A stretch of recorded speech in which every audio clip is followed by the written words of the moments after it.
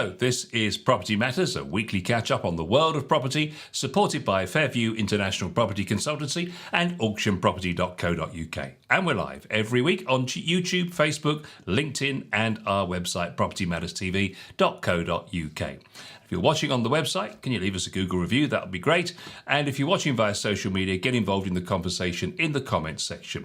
Our email address for topics is hello@propertymatterstv.co.uk. There's a podcast version of the show every week as well. You can get that from Monday at 10 a.m, wherever you get your podcasts from. So let's take a look at this week's property news. Very much in the news with the King's speech and so on. It's Joshi. Good morning, Paul, and good morning to everybody that's out there. Yes, lots to say in the King's speech, and I'm sure that you're going to have lots of questions for me in that as well, Paul. Yeah, we're judging the industry reaction to the speech this week. Of course, the King made the speech. King Charles gave the speech, as is tradition, on the government's decision to put housing, at least, at the centre of the focus of this year's this next Parliament. And there's a big task ahead, they say. No surprise there. At the opening of the Parliament, King Charles revealed the government's plans to get Britain building and reform the planning system to deliver more housing. It was not surprising to see house building playing a central part in the speech, as successive governments had limited success in the past in housing delivery targets. There is a big question that remains, however, and that is whether changes to the planning system will be enough to resolve this. With any growth in supply, of course, there is a potential for greater pressure on the already complex house buying process, which is not currently really fit for purpose, in the sense that people are spending 5-6 months moving house. And if we do start building in greater numbers, it's important that we continue to play our part to transform the home buying experience, professionals are saying, providing lenders and borrowers with all the necessary tools and innovations to support faster decision making and access to wider product choice to make the whole process as seamless for everyone involved. And that's a point. It's a good point, isn't it? Because it's all very well building houses. It's not just about the numbers, is it, Joe? Because if you haven't got the infrastructure literally in the planning in the local councils, if you haven't got the infrastructure within the legal system, and you've got this this problem with planning, it really it won't make it any better, will it? It won't speed things up for a start. No, I mean it's really a case of what comes first in this situation, and yes, it is important and imperative that more properties, more housing is built for the shortfall that has been consecutive with every government that seems to come through. They've all had targets of 300,000 homes, and none of them have actually managed to achieve that, and yet they've put that back on the agenda now. In the King's speech, and as one of their pledges coming into government by the Labour Party. Now, the question is, so the first thing is it's very good news. I'm very happy to hear that they're going to do something about it, which they've all talked about and not got around to doing. But to get there, they've also got a lot of other things that they need to deal with. And of course, one of the first things is the infrastructure, as you rightly point out, in how to get the planning and get the properties agreed in those given areas that they want to develop. They've talked about new towns. They've talked about grey belt, a new version of between green and brown belt. They've talked about obviously the time that it takes for a planning application to go through, and that is probably almost where it could start and finish, because if they don't get the planning applications through in a given time, then of course the rest of it will just all fall by the wayside. They're not going to get, building controls. They're not going to get the site. They're not going to get materials, and it just goes on and on and on and on.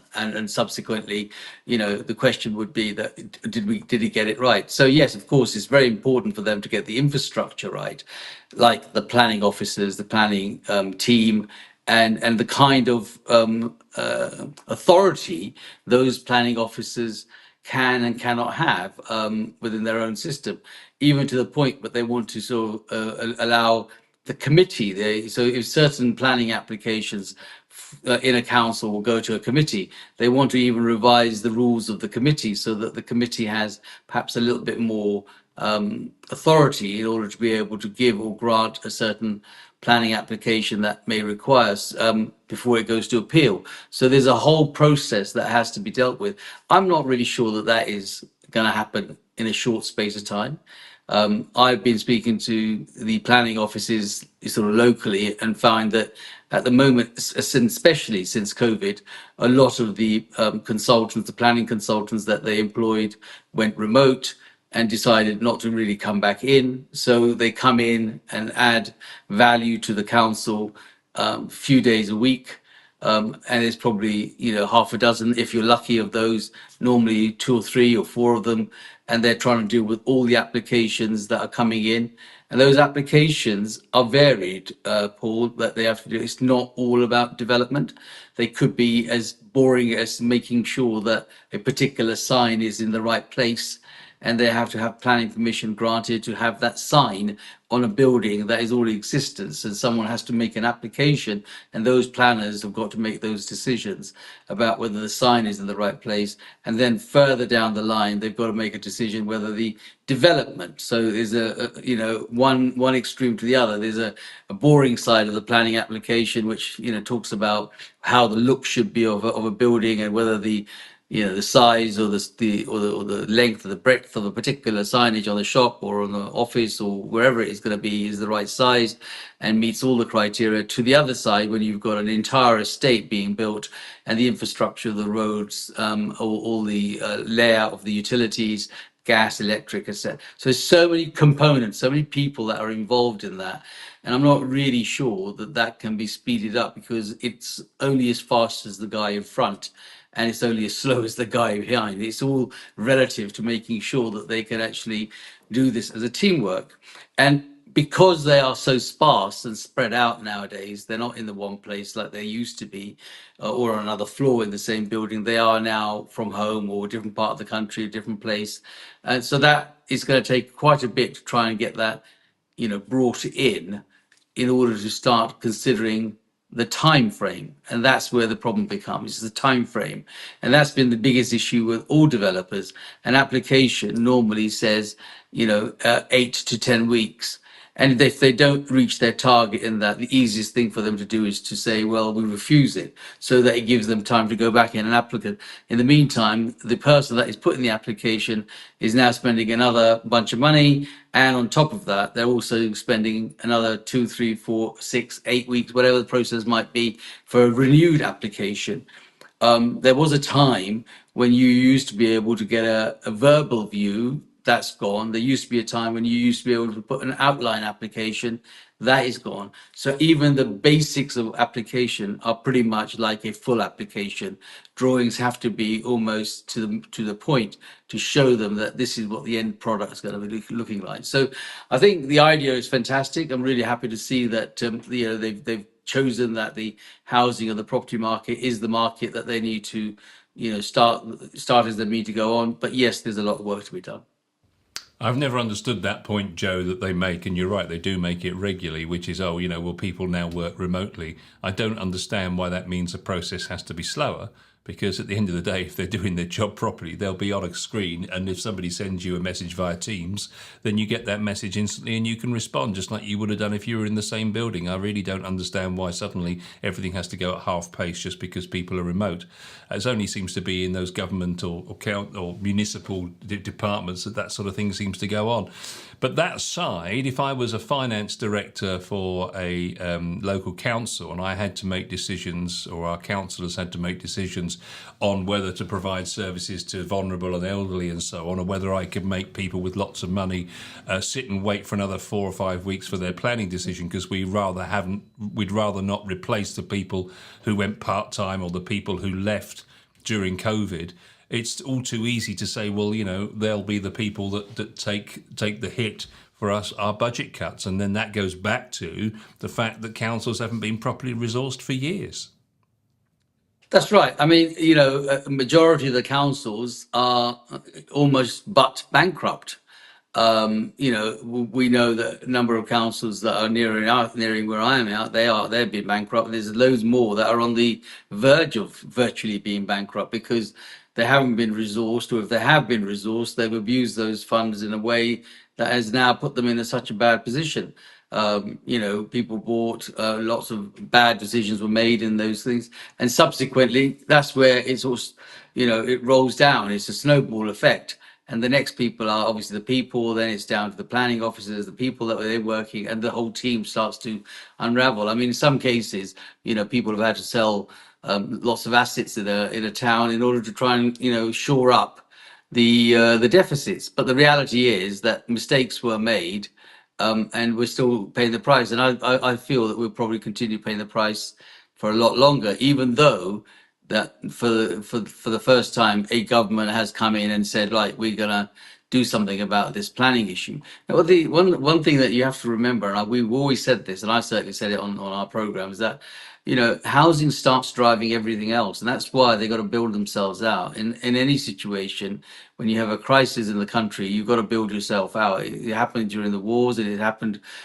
several times before. In fact, during the pandemic, Boris had made sure that they were building, building, building. And as we know, we reported many times, many days, many weeks, that the race for space, it meant so many people were still out there buying. So it can be done, and it does cause the right waves, the right noise in terms of what has to be achieved. But as you rightly point out, the infrastructure is so poor that, and even I agree with you, even though we say that, why do they have to be so slow even if they're working from home? But it gives them that choice. And you know how it is, Paul. The people that are working from home, I'm not having to go at anyone in particular, that opportunity gives them time to perhaps do other things in they're not focused. So when you are actually employed and you are in your work, there is a reason for you to do the job. But if you're working at home, there's nobody actually monitoring it. So we have to rely upon the integrity of that person that's doing it, that they're actually devoted to doing that job, as they are. But they might be. I mean, I know of people that actually move the mouse around on their laptop and have probably gone to some sort of gym or something else, as they go along. So people have said that to us, so we know that things like that happen, and that doesn't help the process. You Well, that was smile. very diplomatic of you, I must say. Well, I'm trying to be as diplomatic as I can.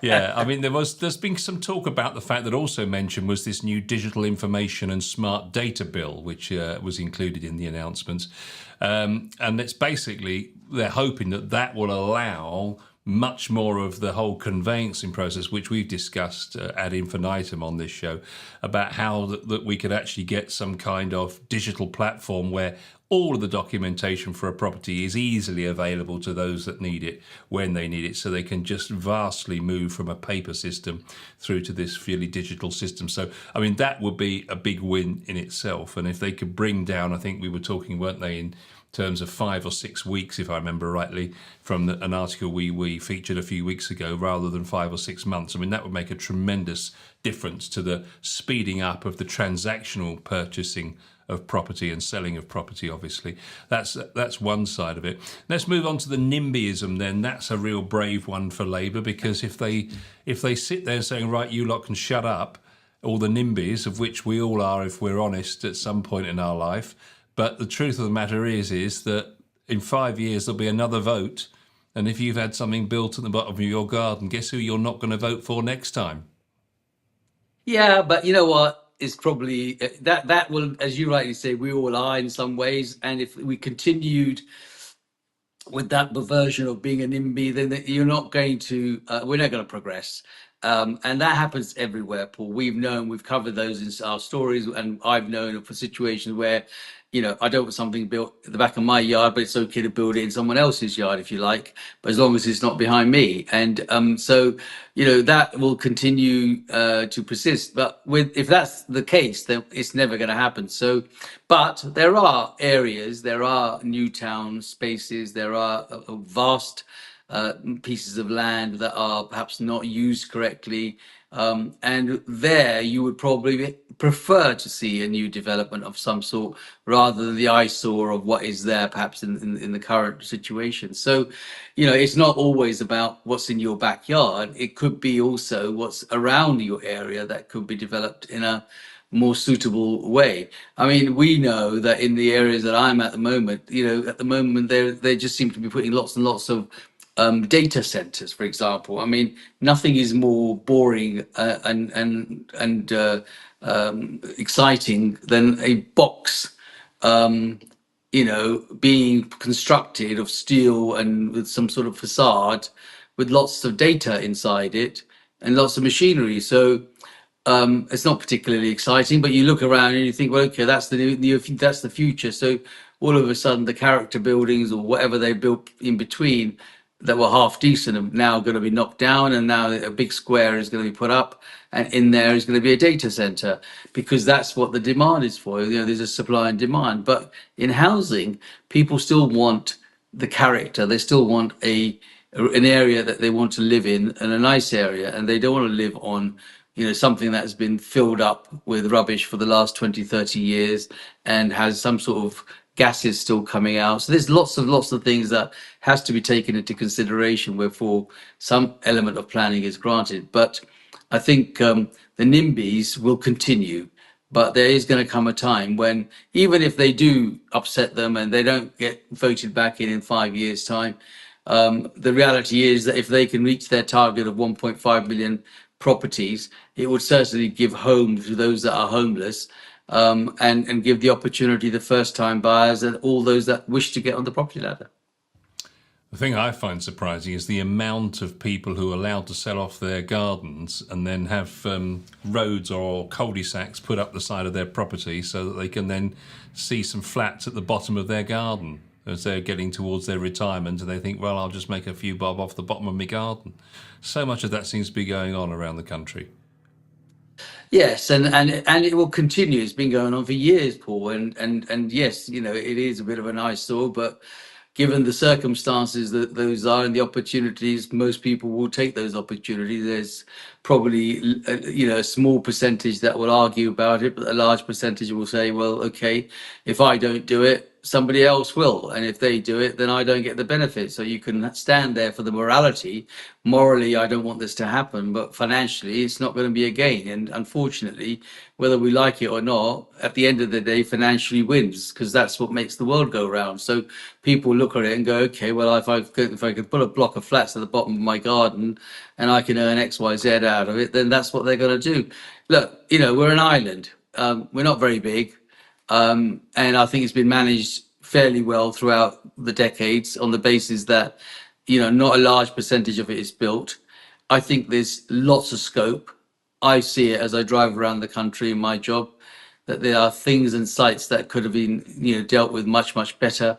You don't actually have to encroach on lots of new areas. There is enough to be recycled. There's enough properties that have been sitting dormant and derelict for years. And I think, councils should have the right, would be given the right to knock on the door and say, look, if this isn't shaped up and turned back into a residential in a given period, then we'll end up having to do it, take it over, and you'll get what you're going to be given. There's so much of that. When I drive around the country, I see things boarded up, look tatty, look horrible, and I know that they could utilize those a lot more effectively. We don't then need to talk to people that are saying, "Oh, you can't build this in my backyard," because we shouldn't have to go to their backyard. There's enough around. But property is one of those things that it's like my ownership, and I'll do with it what I please. But that's maybe where planning laws, some infrastructure could be brought in, and when people are sort of sitting there. I mean, I was at a property recently. I went just near Gatwick, and there lies just a derelict building. It's boarded up. It's half falling down. It's in a lovely, lovely location, and it's just the only eyesore that is there. Nothing stopping someone saying, "Well, actually, there could be another 6 flats in there. We could do that." But it's just sitting there doing nothing, and you can see it's not done anything for a while because it's now just falling to bits. So I think there's a recycling that can happen without having to encroach on new, and new should be the last resort. and they brought this grey belt in, which is nothing but going to cause trouble. Because I already have had conversation with people where they were thinking about moving and now saying, well, actually, there's this chance that we might have a bit of grey belt, so we'll hang on and see what the government is going to allow to do, where we might be able to put, 5 houses at the bottom of it. It's interesting what traditionalists would probably turn around to you and say exactly the point you made a moment ago. You go around the country and largely, I mean, there are some notable places, particularly most of the things built in the 60s and 70s that we'd rather not have happened. But generally speaking, when you look at our country and the way it's been developed, and you look at, say, America, and you make a comparison about what the planning system has done, the traditionalists would say, well, we haven't done too bad so far, so if it ain't broke, don't fix it. And that's what I'm saying. It's not the case of broke and fix it. What I'm saying is that there is enough areas that you could deal with first before you need to go and start to fix something. There are areas that are poor, and they could be recycled. There are sites and properties that occupy huge chunks of land and actually probably don't need to occupy that much land, where they can, buy those properties in and restructure those areas rather than having to encroach on new areas. But whilst those things are great and they're good ideas and people like me come up with them, unfortunately, there's a system, and that's where it actually gets broken. In that system, you have all these people that say this can and this can't, this would and this that. And most of it is nothing to do with planning. It's about a matter of opinion. It's their opinion at that time, whether that should work or shouldn't work. They're never going to live there. But other people look at it and say, well, actually, that gives me an opportunity. I want to buy. I want to get on the property ladder. This is a great location for me. I'd like to buy that something that is built there. Because the minute these developments are put in, especially with the right infrastructure, they do sell. They sell off plan. They sell quite well because it gives people that newness. It's like, it's like new cars, Paul. There's always going to be a number of people every year without fail that just buy a new car. They just don't buy a second-hand car. And if that wasn't the case, if that didn't exist, new cars will just never sell. So there's always an element of people that say, I want a new home. I want to live in that location. But if they do the right things, put the right infrastructure, create the right product, they will sell. It's as simple as that. And everybody wants to get on the property ladder. Do you think they missed an opportunity with stamp duty? There was a lot of talk before the election about maybe having something special for downsizers, for example. And I don't think they've even confirmed that the stamp duty levels are going to remain the same next year, are they? The stamp duty are going to revert back, Yeah. I think, to the ones that are prior to the pandemic, and the reduction in the first-time buyers. I would have thought they should have expanded on that and stayed with that for time being. Stamp duty will be a yo-yo that will be used by the Treasury and by the Labour to try and get more money back in. Labour will be known for the bigger taxes, and they're not going to actually turn around and reduce those taxes. They will bring it back up. So stamp duty, as we know from calculations and figures we've seen, brings in a good amount of revenue for the Treasury year in, year out. So they're probably looking forward for it to sort of be realigned with what it was before. So that would happen. But if there is enough housing being built and enough people interested in buying, enough incentives being created by lenders or by the government for first-time buyers to buy those, then stamp duty becomes secondary, but at the same time important for the Treasury, because obviously that means that they're going to get some more money coming into the system. No, they haven't done anything with the stamp duty. They've played it down at this moment in time, and they're playing up the housing market or the building or the construction of it. But the reality is that that's a long, drawn-out process. It's good headline grabbing, but when it comes to the reality, I think we'll be at least 2-3 years in before we start to see any real effect of what this is going to be. But what it is going to do is going to put a lot of people on standby on the hope and the prayer that their property falls into whatever this new category is going to be, and that they will do it. But each infrastructure is still taking too long. It's minimum 6-7 months.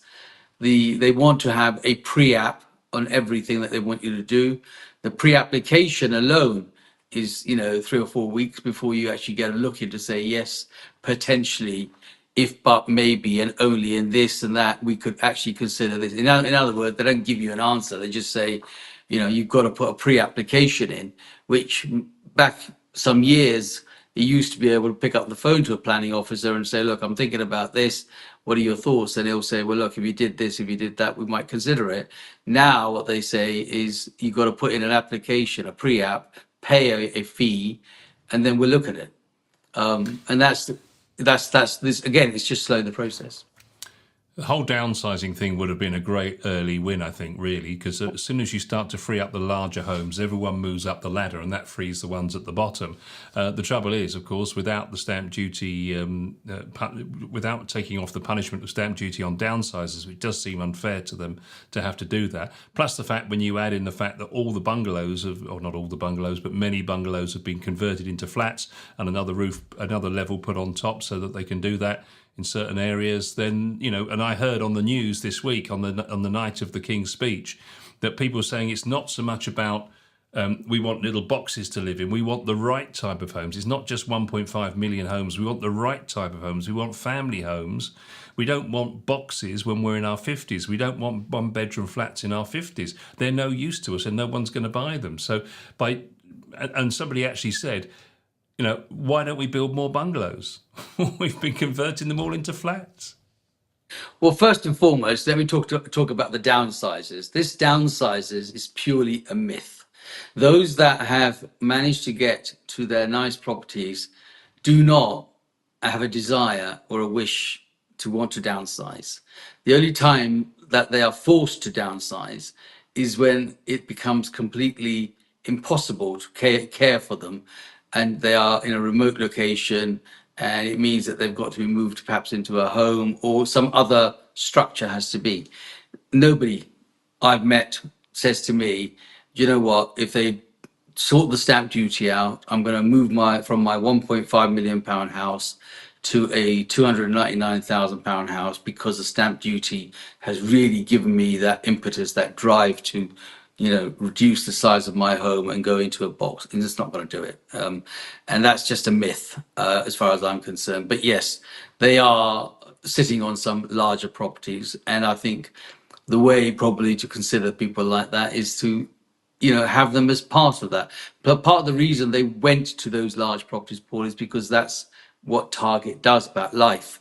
And England is based that. You start with a studio, you start with, well, actually, let's say you start with renting a room, then you go to a studio, then to a 1 bedroom, then to a 2 bedroom, then you go to an end of terrace, then you go to a terrace, and so forth and so forth. That's the process, because that's how the housing market is built. You climb the ladder as you go along. So when you get to the top, it's like snakes and ladders. You actually don't want to be bitten by the snake and then go all the way down to the bottom. You want to avoid that, don't you? You always want to avoid getting on the snake to go back to zero. So they're not going to actually get to the top and then go, actually, you know what? Because the stamp duty is achievable, I'll go back to zero. It's not going to happen. But the redevelopment of perhaps their property and keeping that environment and working with those in there is probably a much more clever solution, where you can say, well, look, you've got a big, large mansion property, it can be converted or it can be taken down, and there could be some nice luxury block of flats which gives another 10 people homes as well, and you can be part of that as well, and you can still enjoy your garden. Those are the things that people go for. That's why they want a big house. They want to enjoy the garden, they want the freedom, and they don't want to go to that box amongst an estate, and then feel that now they're hemmed in. So, I'm not really sure that the stamp duty for people downsizing is a massive give. I think it's more headline grabbing than it is reality. The stamp duty for the first time buyers, I think, is a massive give, because it gives them a chance to get their first run on the ladder to buying a home and excelling up the system. A lot of property professionals saying that the war on NIMBYs, so-called, sounds like a good soundbite, but there was very little clarity in the speech as to how that was going to happen. And there's also another little elephant in the room, really, with that, because if you then have a war on NIMBYs, that suggests that developers have greater freedom to do what they want to do. Are we in danger of letting the developers have too much power over neighbourhoods, perhaps?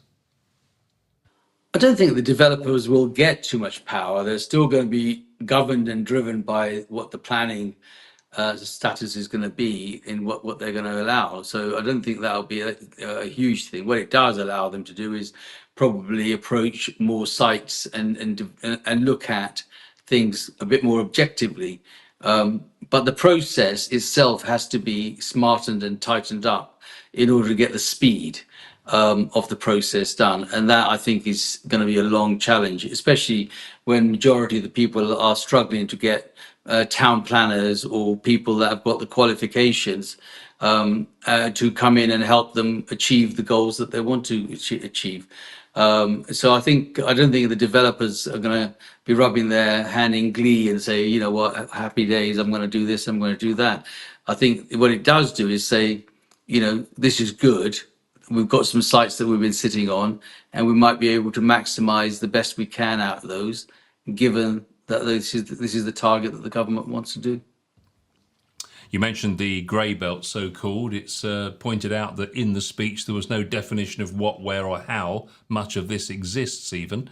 And when you think that there's too much power at local council level at the moment in planning, which simply doesn't have the specialist skills either, because of what we mentioned right at the start, needing to be effective, until the government delivers on its promises, many builders will be hampered in planning loops, making them unable to deliver on their commitment to build the new houses. This needs to be top of the agenda for the new government to get property investment moving and deliver the housing stock the UK needs, they say. Buying and developing property is a big undertaking for many, and this will only happen if the underlying economy provides the confidence needed for this kind of long-term planning. Matthew Tucker, who's a senior lawyer at Burgess Salmon, said the proposal to reform compulsory purchase order, or CPO, rules to make sure compensation paid was fair and not excessive had the ability to improve the financial viability of larger projects. He said it could make it easier for local authorities or other acquiring authorities to bring forward comprehensive planning proposals. There's an inherent tension, he says, between the centralisation and imposition of top-down targets, so the government's commitment would fund local authority capacity, and that would be critically important. So it's interesting, isn't it, that again, lots of sound bites. You know, the UK's grey belt. Well, we don't even know what that is yet. So there's one thing about it. Matthew Pennycook's the new housing minister is going to have a very long and full in tray, isn't he? Oh yes, no, his in tray is going to be overflowing, and he's not going to be able to deal with that because obviously everybody will say, okay, this is the new thing. You know, what are we doing about it? But the grey belt is you know they've created an area that really doesn't define itself, so that will get caught up in so much red tape that you know grey will never be grey. It's as simple as that. It will never come out, and it'll go back to being green belt. You know, Paul, I've always said, and I still say, I think that all of these new areas of development, grey belt, this, that, the other, are a wrong approach. I think there's enough within the existing system and within the existing councils' portfolios and properties that could potentially be CPO'd, where compulsory purchase orders can be done, where they can actually utilize that far more effectively, the land that they've already got far more effectively, than having to go out to the market and start saying, well, actually, we need to start doing this here. When actually, over on the right hand side, you've still got a plot of land that probably could do with revamping, and they should put their energies on those. There was a time when the previous government, you know, brought in the idea that basically, if planning application wasn't instigated, you know, within the first 3 years, it used to be 5 years, then they brought it down to 3 years, that they would, you know, start to say, well, you lose your planning application, or we end up doing something with it. But actually, nobody did anything about it. I mean, you know, they stick a spade in the ground and go, well, I've started my planning application just before year 3, and then there it sits for the next 5, 10 years doing nothing again.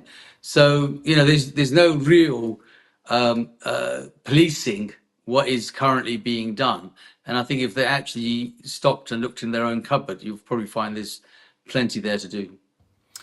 One thing that's positive from all of this, I suppose, Joe, is the fact that people, politicians in particular, are talking once again about property and the building of properties in this country. One thing that hasn't changed is we've still got lots of sound bites and hyperbole and not a lot of actual proposed plans, but we'll be keeping a close eye on this new government as the next 5 years unfolds, and certainly where property is concerned, we'll be keeping a close eye on how they develop. So that's Property Matters for this week. We'll see you again very soon.